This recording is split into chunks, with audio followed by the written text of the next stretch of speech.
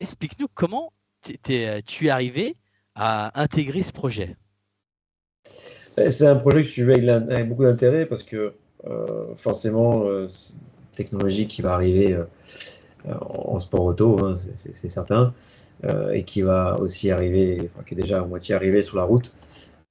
C'est une des futures de la mobilité humaine, donc c'est quelque chose que tout le monde regarde, tous les acteurs de l'automobile et donc du sport auto, parce que ça reste une vitrine, hein, le sport auto. Heureusement qu'il y a ça pour attirer les constructeurs. Et, et voilà, donc j'ai toujours suivi ce programme. Ils sont basés à Signes, hein, donc à côté du circuit du Castellet. Je connais bien aussi Jean-Michel Bourrech, qui est le directeur opérationnel de Mission H24 et de Green GT. Donc voilà, quand ils cherchaient un pilote pour commencer à faire des courses, et voilà, mon profil correspondait, hein, il fallait quelqu'un qui a un peu d'expérience, qui soit pas non plus trop vieux, euh, voilà, qui n'ait pas de contrat avec un constructeur, si possible, et qui ait un peu de temps. Donc voilà, ça collait, ça m'intéressait. Ça donnait une autre dimension, faire voilà, juste faire des courses. Il y a quand même derrière une utilité à tout ça. Donc voilà, le programme m'a plu d'emblée, disons. Et justement, le programme, comme tu dis, il y a combien de personnes à peu près derrière le projet Mission H24, que ce soit pilote, ingénieur ou mécano? Alors, s'il m'écoute, faut pas que je dise de bêtises. Alors, en pilote, c'est facile, hein, il n'y a plus que Norman Nato et moi. Bon, faut savoir qu'on roule pas énormément parce qu'on n'est pas là pour améliorer le châssis, tout ça. C'est à chaque fois identifier des problèmes ou quelque chose à améliorer. Il y a le bureau d'études qui travaille et après on roule derrière. Donc on roule pas toutes les semaines, loin de là. Donc H24, vraiment la partie structure équipe, et je pense qu'ils sont 10. Voilà, on va dire qu'il y a plus d'ingénieurs que de mécaniciens sur ces voitures parce que en fait, il y a très peu de mécanique qui est fait. C'est plus de se connecter à l'ordinateur et de gérer les softs, comme ils disent. Et après, par contre, il y a un bureau d'études. Alors, Green GT, faut savoir que il développe un camion, par exemple, il développe toute la technologie autour de la pile à combustible, vraiment le fonctionnement de prendre une pile à combustible au moment qui est fabriquée chez Symbio et de la mettre dans des véhicules. Donc, en fait, là, ils ont développé un camion, mais ils travaillent aussi pour d'autres, enfin, pour les industriels voilà, qui les contactent pour faire fonctionner une pile à combustible. Donc, voilà, derrière, c'est pas juste pour faire le sport auto. Le sport auto, c'est la vitrine. Mais voilà, après, nous, le développement qui se fait sur la voiture, c'est partagé entre vraiment les dizaines de personnes qui sont vraiment que sur le projet Mission HM4 et le bureau d'études qui est en Suisse de Green GT. Et les aussi, pour oublier les partenaires, que ce soit Total Energy, Michelin, Symbio, ADS pour la voiture, Plasticomium pour les réservoirs. Tous ces partenaires qui bossent aussi dans leur coin, disons, pour améliorer toute la technologie autour de la pile à combustible. Stéphane, on connaît tous le rôle de pilote d'essai, mais toi, quel est ton rôle en plus de ce rôle de pilote d'essai dans ce projet Mission H24? Bon, ce que je dis, ce que j'aime à dire, c'est que bon, c'est quand même plus facile d'être pilote, hein, parce que de toute façon, maintenant, avec toutes les données qu'ils ont en direct, rien ne leur échappe. Mais bon, le ressenti est quand même hyper important. Et en plus, avec cette voiture, c'est vrai qu'elle fait quand même pas beaucoup de bruit.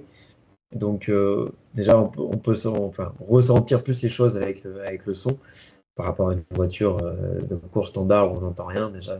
Là, on va dire qu'on est on fait plus attention à tout ce qui se passe sur l'environnement de la voiture. Et, euh, et après, ça permet d'être plus efficace sur le retour d'information. Mais voilà, à part faire un beau petit rapport et leur dire voilà, exactement sur tous les éléments, comment je le ressens, le fonctionnement. Voilà mon rôle. Après, oui, c'est plus poussé qu'une voiture conventionnelle thermique, disons, c'est que chaque élément, il y a une part d'inconnu où on doit améliorer, mais on ne sait pas aller jusqu'où. Donc, Moi, je leur dis, bah là, il faudrait baisser la température de cet élément pour que je puisse plus l'utiliser, pour être plus rapide. Qu'est-ce que vous pouvez faire dessus? Voilà. Euh, Bah, c'est sûr que moi, en étant directement dans la voiture, je me pose des questions. Je suis au premier rang, je me pose des questions et pour essayer de voir des voies de développement. Donc voilà, il y a un travail voilà, on va dire un peu plus poussé que sur juste ce que j'ai connu avant ou améliorer les réglages.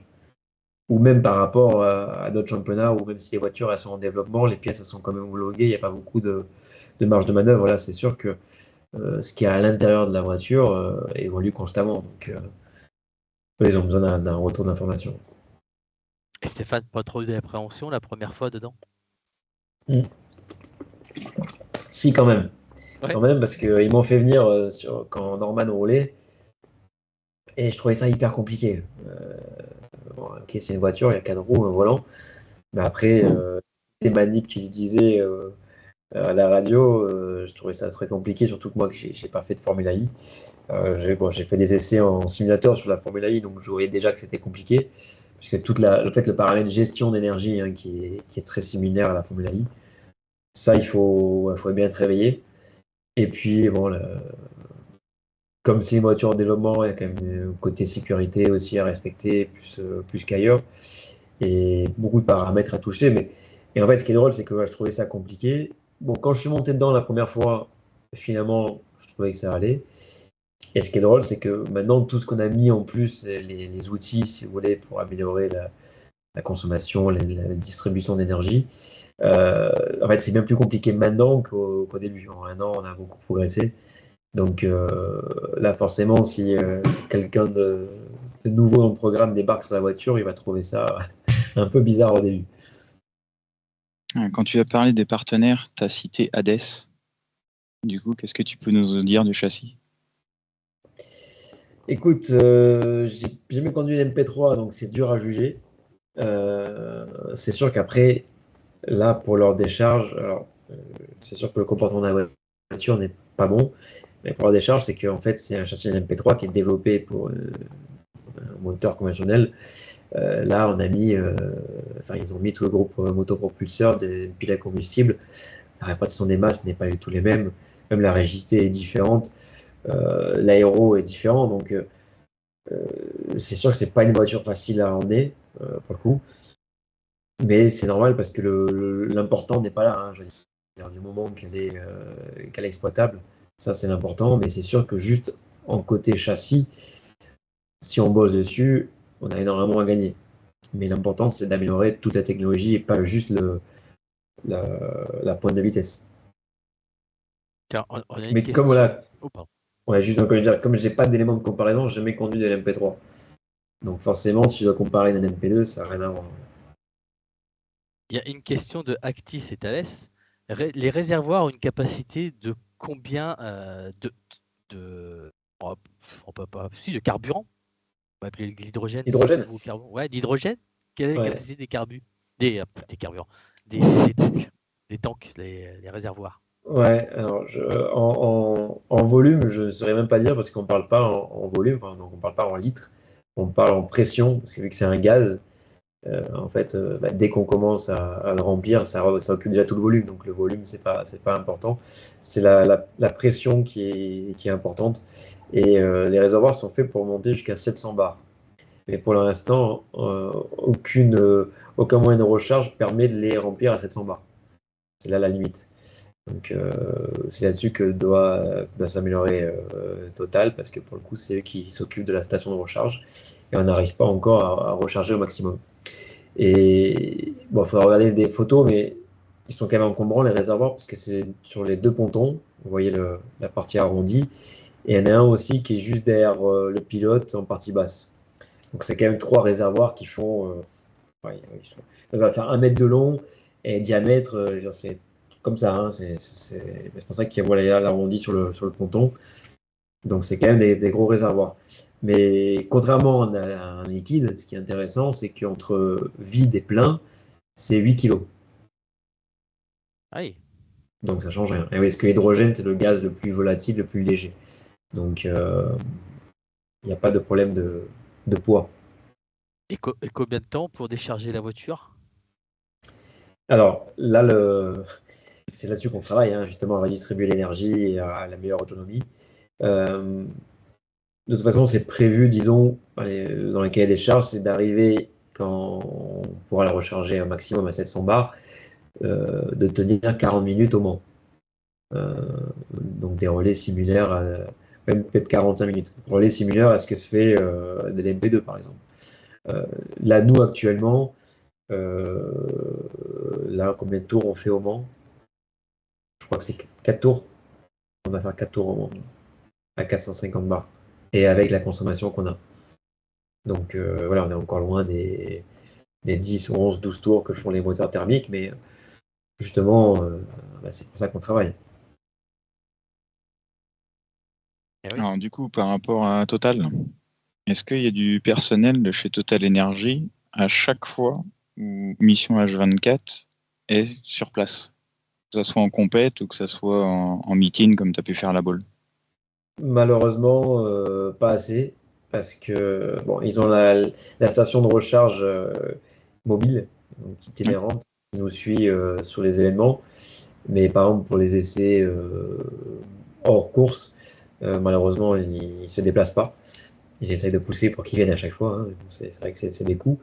Mais ça nous permettrait en fait de recharger beaucoup plus vite et jusqu'à 450 bars. Parce qu'en fait, l'autre moyen qu'on a de remplir les réservoirs, c'est des bonbonnes d'hydrogène dans des cales en fait qui sont livrées sur circuit. Et en fait, voilà, c'est plusieurs bonbonnes connectées les unes à côté des autres.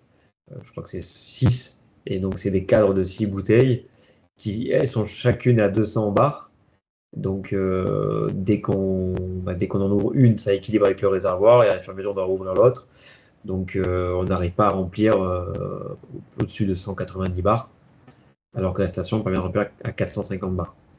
Donc, ça ne permet pas de faire des essais aussi longs qu'on aimerait. Mais encore une fois, euh, on n'a pas besoin, quand on fait des essais, on fait 2 tours, ça nous suffit pour valider les choses. Donc, on n'a pas besoin de faire des longues séries. Mais c'est sûr que ça serait un plus s'ils nous suivaient et qu'on pourrait le remplir plus vite et en plus grosse capacité. Ouais. Et par rapport aux essais, du coup, pour Le Mans notamment, comment ça s'est passé par rapport aux autres concurrents? Au Mans, c'était un peu plus facile qu'à Imola dans le sens où, bon, comme on n'est quand même pas encore assez rapide, c'est plus facile pour moi pour ne pas les gêner parce que bon, ça fait encore doubler assez facilement. Après, le problème, c'est que nous, Le Mans a quand même des très longues droites, hein, comme vous le savez. Nous, l'énergie, voilà, on doit la consommer le mieux possible. Sauf que, bah, au bout d'un moment, ceux qui sont de l'essence, qui peuvent rouler de l'essence, et entre guillemets, ils peuvent rester très longtemps à fond, alors que nous, au bout d'un moment, on doit rouler sur l'élan. Euh, donc, l'élan dans des virages rapides, c'est pas plus mal parce qu'au lieu d'en fait de freiner plus tard et d'utiliser justement le freinage, avant une courbe rapide, là, moi, je vais plutôt lever le pied plus tôt, ce qui me fait baisser la consommation et je vais passer le virage aussi vite que si j'avais freiné. Là, au Mans, du fait de la longueur des lignes droites, bah, au bout d'un moment, on perd énormément de temps parce que je suis obligé de lever le pied, vu que sinon on consomme trop, alors qu'eux, ils restent à fond. Donc ça, c'était un peu la particularité du Mans. Et surtout, même pour compléter un tour de qualif à haute vitesse, bah, le Mans, ça fait 14 km. Donc nous, on a encore des difficultés à avoir toute la puissance assez longtemps. Donc 14 km, on doit gérer la puissance pour qu'on l'ait suffisamment sur un tour entier et pas juste sur une partie du tour. Et justement, tu parles du Mans avec les grandes lignes droites. Vous avez le record dans la ligne Audière, avec 290 km/h, presque 291. Ouais, on a le record ouais, des voitures à hydrogène, donc bon, il n'y a pas beaucoup de concurrence pour l'instant, donc il y a bien de l'avoir. Bon, il y a l'autre voiture des Hollandais, mais oui, c'est déjà bien d'avoir atteint cette vitesse, même si on pensait arriver un peu plus. En fait, il y a eu il y a un retard de planning, puis il y a eu un peu de pluie, donc en fait, on n'a fait qu'une tentative et on n'avait pas en fait les températures idéales pour avoir toute la puissance. Alors, je pense pas qu'on serait arrivé à 300, sûrement pas, on serait arrivé à 295, ce qui est quand même plus qu'honorable, hein. Je veux dire, technologie, les piles à combustible, en course, ça n'existait pas. Et puis, tout est encore très récent. Donc, déjà d'arriver à ces vitesses, c'est sympa. Donc vous faites aussi du shift and coast pour dans les virages, alors comme les thermiques au final. Ouais. On lève très tôt les gaz pour économiser. Alors, comment fonctionne la voiture rapidement, parce que ça va être important pour comprendre ça. On a la pile à combustible, en fait, donc ça, c'est vraiment le cœur de la voiture, qui demande de l'hydrogène et de l'oxygène qu'on récupère dans l'air, qui produit l'électricité et qui rejette de l'eau. Cette électricité produite, elle va soit directement dans le moteur électrique pour accélérer, et elle va aussi remplir une batterie tampon. Parce que, par exemple, dans les phases de décélération, pour pas que la pile à combustible tourne dans le vide, il faut mettre dans une batterie. Et en fait, la puissance est restituée avec la batterie et l'électricité directement produite par la pile à combustible. Donc, le problème, évidemment, c'est pas si facile, c'est que cette batterie, c'est une petite batterie, c'est pas qu'une batterie de voiture électrique. Elle peut se recharger très vite, c'est-à-dire qu'avec la pile à combustible, je crois qu'on peut la recharger en moins de 2 minutes. Mais par contre, elle se redécharge très vite. Et en fait, justement, cette flexibilité fait qu'elle chauffe énormément. Donc, on ne peut pas l'utiliser autant qu'on voudrait parce qu'elle chauffe, on doit maintenir une certaine température. Donc, en fait, comment c'est fait? On se donne le maximum de puissance en sortie de virage. Donc, pile, combustible plus batterie. Après, je dois couper la batterie. Après, arriver à un tiers de la ligne droite. Je continue parce que là, on a de l'élan, donc il y a l'inertie. Je continue qu'avec la pile à combustible. Et là, après, pour recharger justement la batterie et pour garder, parce qu'à la fin de ligne droite, c'est là qu'on a besoin de moins de puissance, je lâche avec l'accélérateur. Comme ça, la pile recharge la batterie pour le virage d'après. Voilà en gros comment ça fonctionne. Donc, c'est vraiment optimiser chaque phase pour faire le meilleur tour possible. Et donc, la période de lift and coast est hyper importante. Et du coup, C'est un peu plus compliqué qu'une voiture thermique. Si j'ai bien compris, vous avez aussi un système hybride, un peu comme la F1, où on recharge la batterie. Alors, comme je disais, on recharge la batterie avec la pile à combustible et aussi on peut recharger la batterie avec le freinage. Donc ça, c'est le principe du couple inversé sur un moteur électrique qui recharge la batterie. Voilà. Et qui fait freiner la voiture, comme une F1. Les freins arrière, c'est-à-dire qu'on utilise très peu l'hydraulique. C'est le frein moteur qui freine l'axe arrière et qui permet de recharger la batterie. Voilà. Donc, en fait, elle est hybride dans ce sens-là que c'est une voiture hydrogène électrique et qu'on récupère de l'énergie cinétique au freinage. Un mini Kers, on peut dire ça. Ouais. Et après, c'est toute la gestion de la puissance. Moi, j'ai beaucoup de paramètres. Je peux passer de 100% à 30%, ça dépend des virages, par rapport à la configuration du circuit. Donc, et Stéphane, un 0 à 100, tu le passes en combien? Je pourrais dire de bêtises, mais ça se fait en moins de 3 secondes, ça c'est sûr. Comme c'est un moteur électrique, il y a énormément de couples. Ah oui. Donc, on l'a jamais testé, mais je pense que ça doit même se faire même en 2.6, 2.5 si on a de la puissance. Mais c'est juste qu'on a du mal à passer la puissance, justement, tellement que les moteurs électriques donnent du couple. C'est pour ça que, pas les Formule 1, mais si vous regardez toutes les grosses voitures électriques du commerce sont 4 roues motrices, parce qu'il y a tellement de couples que c'est mieux de faire des 4 roues motrices. Du coup, tu parlais de puissance et niveau performance, ça donne quoi? Ce qu'on a vu au Mans, vous n'êtes pas encore dans les chronos de l'MP3. Est-ce que tu crois que la prochaine, elle y arrivera, la nouvelle Géné? Le but, oui, c'est quand même de s'approcher des chronos de l'MP3. Alors, c'est pas juste une question de puissance, c'est une question que la voiture elle est lourde. Comme je disais tout à l'heure, le châssis n'est pas fait pour cette technologie-là, donc il n'est pas optimisé. Alors, plein de paramètres font que la voiture n'est pas encore hyper compétitive et surtout qu'on n'extrait pas tout le temps on n'arrive pas à extraire tout le temps tout le potentiel de la voiture à cause des températures qu'on doit maintenir à un certain seuil pour des raisons de sécurité et de bon fonctionnement. Donc, en fait, tout ça, on l'améliore, évidemment. Là encore, la semaine dernière, on a fait des essais au Paul Ricard et on a amélioré notre propre chrono. Donc, oui, c'est à coup de 5-7 dixièmes. Hein, à chaque fois, c'est pas énorme, mais voilà, ça va dans le bon sens. C'est juste que voilà, tout part de loin et tout s'améliore, quoi. Que ce soit l'huile qu'il y a dans la batterie, aux performances de la pile à combustible. Voilà, tout s'améliore, mais prend du temps. Et voilà, et puis on a beaucoup de moyens, attention, on n'est pas non plus un team de F1 ou un constructeur qui se dit, tiens, je vais faire tous les records avec une voiture hydrogène. Bon, ils le font pas parce que c'est très compliqué, justement, mais c'est quand même pas facile. Parce que vous êtes toujours en phase de développement, c'est ce qu'il faut rappeler aussi, hein. Vous n'êtes pas non plus en phase, ça y est, de recherche du chrono pour la compétition, parce que vous développez toujours le système. Surtout que, pour se rendre compte, la première voiture qu'ils ont fait en 2013 pesait quasiment 2 tonnes et faisait 350 chevaux. Là maintenant, on est à 1 tonne 4 et quasiment 700 chevaux. Donc ça, juste sur la technologie pile à combustible hydrogène. Donc en moins de 10 ans, déjà, c'est énorme les progrès.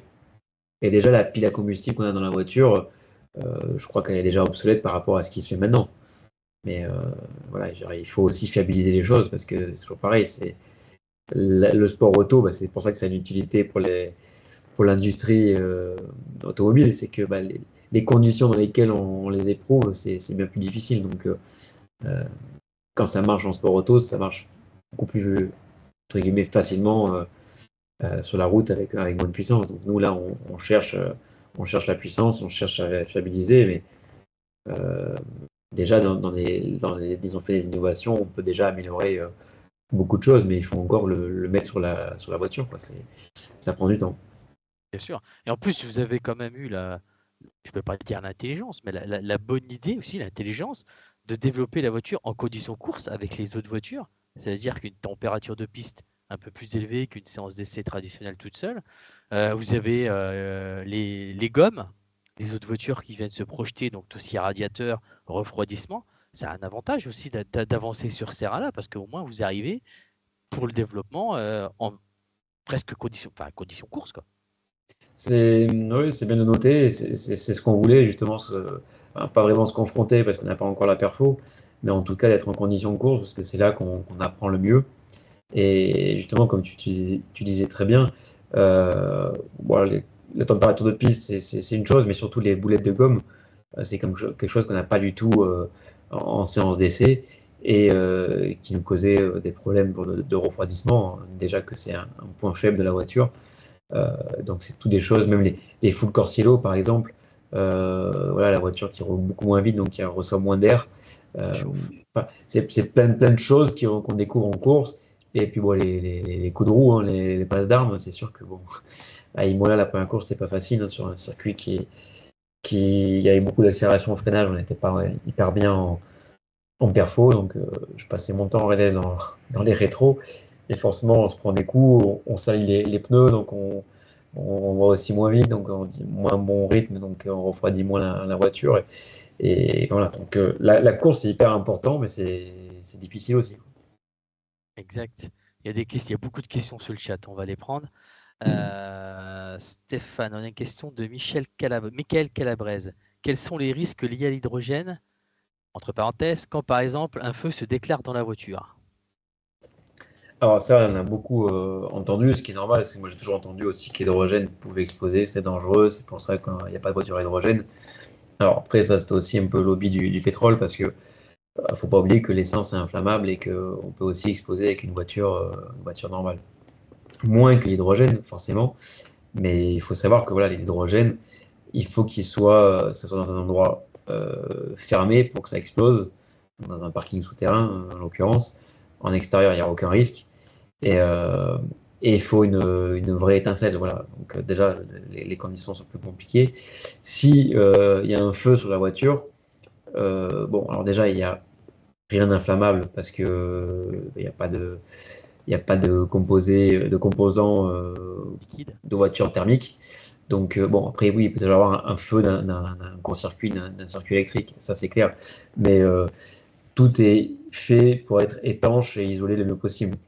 Donc, par exemple, il y a une valve de secours sur le réservoir qui peut se vider entièrement en quelques secondes. Voilà. Après, forcément, si vous avez l'hydrogène condensé à un endroit et vous allumez un briquet, bon, ça fait boum, mais après, j'allais me dire, le risque, est-ce que zéro n'existe pas, mais je veux dire, de nos jours, vu les contrôles drastiques qu'on a, je peux vous dire qu'on n'aurait même pas réussi à développer un moteur à combustion de nos jours.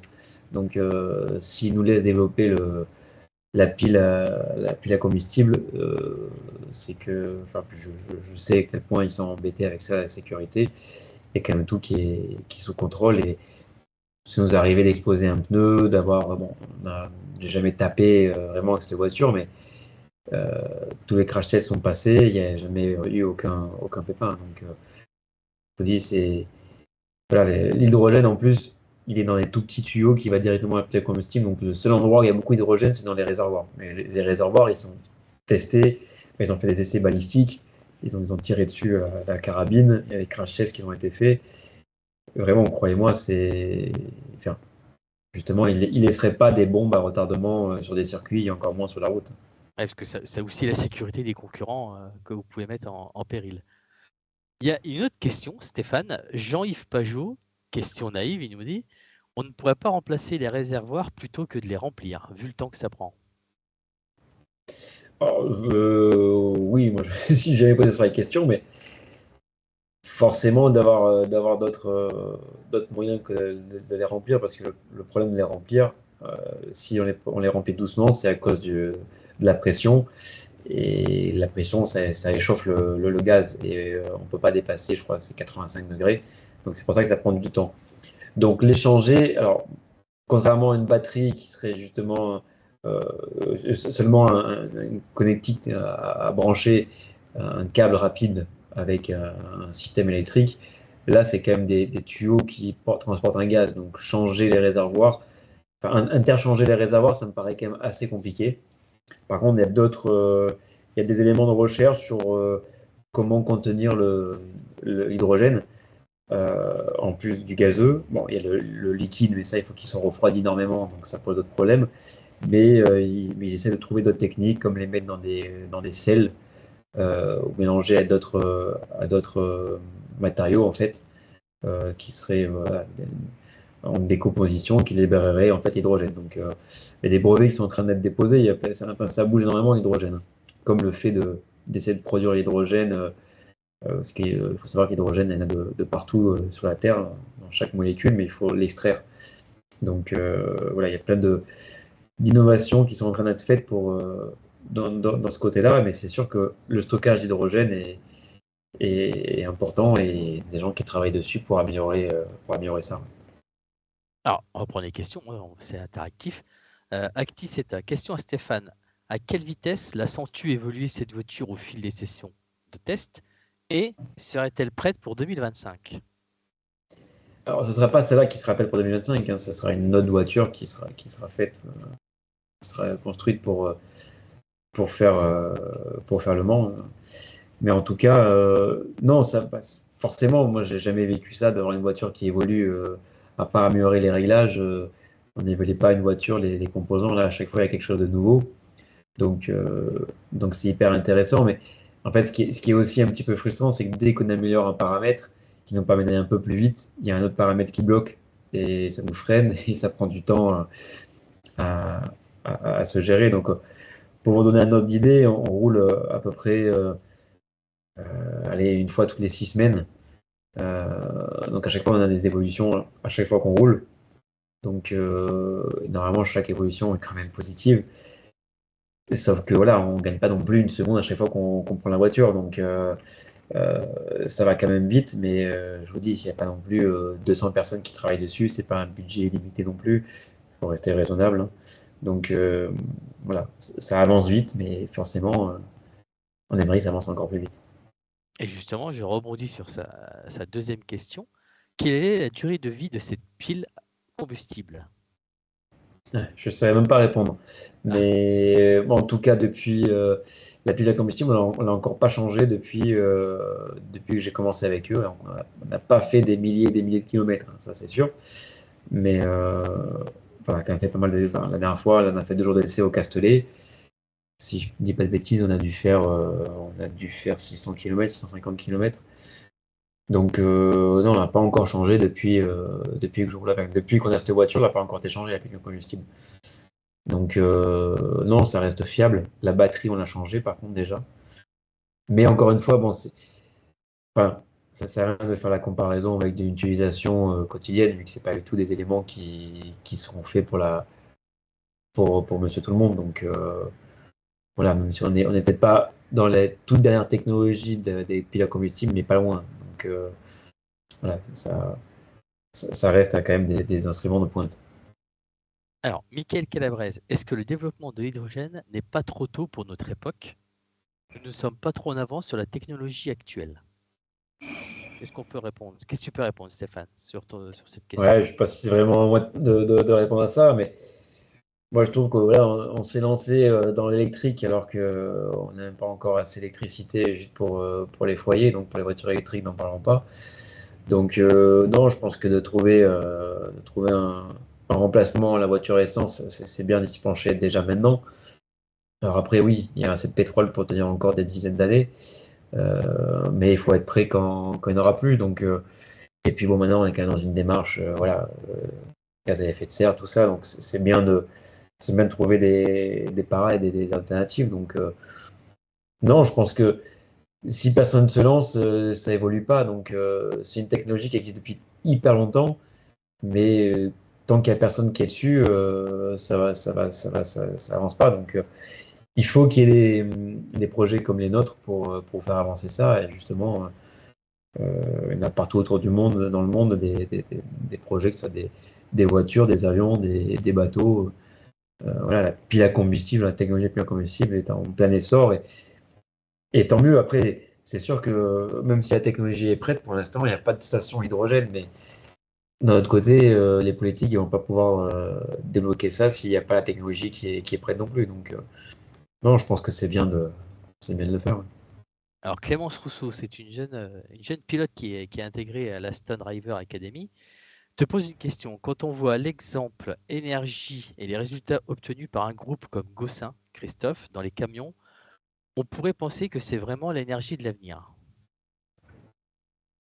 Euh, ouais, écoutez, je ne saurais pas quoi répondre.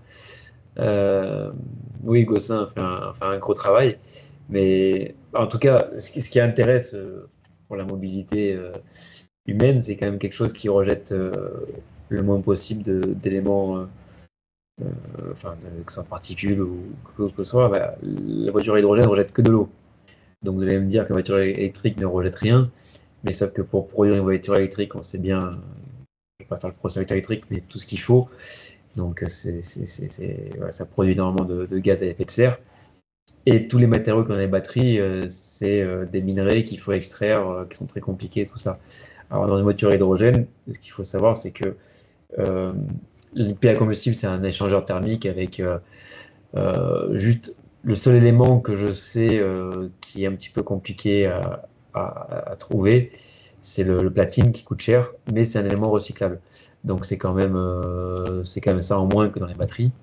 Et après, une pile à combustible, là, c'est un échangeur avec des catalyseurs et il n'y a pas d'éléments qui sont vraiment euh, enfin, qui sont mauvais pour l'environnement. Donc euh, voilà, la technologie hydrogène a ces avantages-là. Et, et je sais même plus de quoi je devais répondre, mais Par rapport au camion, voilà. si c'était vraiment l'avenir. Donc voilà, enfin, il y a quand même beaucoup de points positifs pour la voiture à hydrogène. Allez, une dernière question sur l'hydrogène, Stéphane. Crash 71 100 000, un avis sur le projet hydrogène thermique de Toyota avec la Corolla qui roule en Super Taycan. Je ne sais pas si tu l'as vu celle-là. Si, je crois que c'est celle qui a fait les 24 heures de Fuji. Alors, eux, en fait, Toyota, ce qui est drôle, c'est qu'ils ont déjà une voiture dans le commerce à pile en combustible. C'est ceux avec Hyundai. Mais en compétition, en fait, ils roulent avec une combustion d'hydrogène, c'est-à-dire qu'en fait, c'est un moteur conventionnel qui, au lieu de mettre de l'essence, ils mettent de l'hydrogène. Bon, il est un peu modifié, évidemment, mais il n'y a pas une production d'électricité comme une pile à combustible. Donc, c'est pour ça qu'il ne faut pas confondre. C'est de l'hydrogène qu'on met dans les deux, mais c'est pas du tout le même fonctionnement. Ce qu'il faut savoir, c'est que alors, c'est plus facile à mettre en œuvre.